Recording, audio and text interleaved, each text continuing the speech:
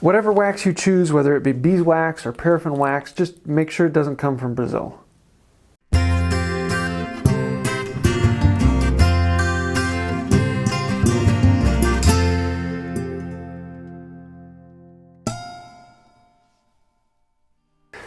Hey y'all, I am James Wright and welcome to my shop. This is a topic that I have been asked probably more than anything else.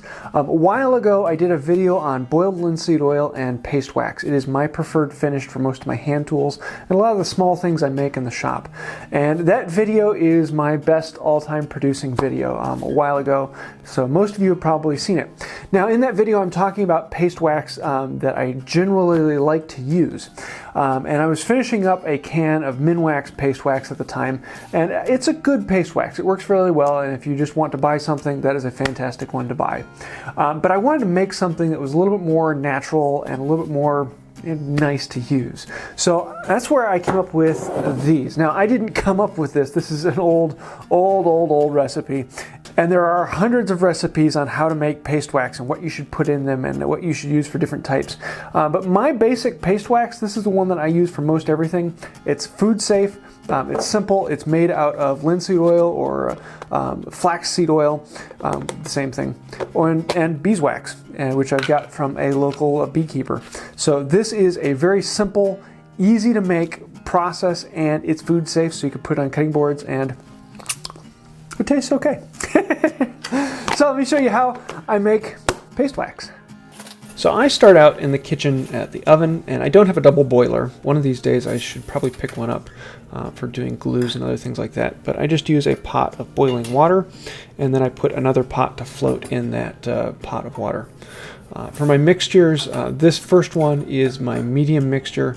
I have 1/3 cup of wax to a 1/2 cup of oil. So I don't really know how that works out, but 1/3 to 1/2, and I'll just mix it together until everything becomes homogeneous. I don't want any of the chunks still in there. Once it is all completely liquid, I put it into a dish. This is a plastic dish I know will not melt, so make sure that you're careful with that if you use a plastic dish. Otherwise a pickle jar, glass jar works perfectly. But then I can just put it in the refrigerator and let it harden up, and then it will be ready to use after that. For my hard mixture, I'm going to use a full cup of wax to a 1/2 cup of oil. So 2 parts wax to 1 part oil. And this one is the one that takes the longest to liquefy, because you have to liquefy all that wax. But again, you want to make sure that all of the wax is completely liquid, so you don't have any hard chunks in the middle of your mixture. But after that, we can then pour that out into another plastic jar that I have. And this one I often will pull it out of the plastic jar and use the block of wax as opposed to sticking my fingers into it. And so this little one, larger one, makes a block I can pull out. For the last mixture, this is my my really fluid mixture.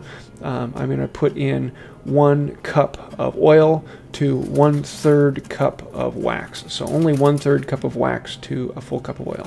Now, some of you might think it kind of odd that I make 3 different mixtures of the same 2 items. And that's perfectly fine, because I am a little bit odd.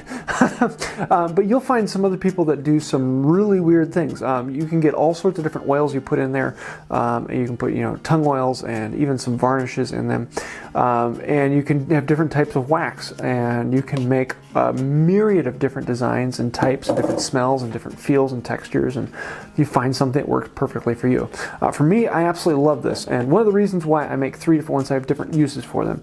This hard wax that is mostly beeswax with a little bit of oil in it, I use this for a rust protectant on tools. So I put this on surfaces that I don't use that often, so like on the sides of planes, on chisels that I don't use that often. Occasionally I'll wipe down my my carving tools with that.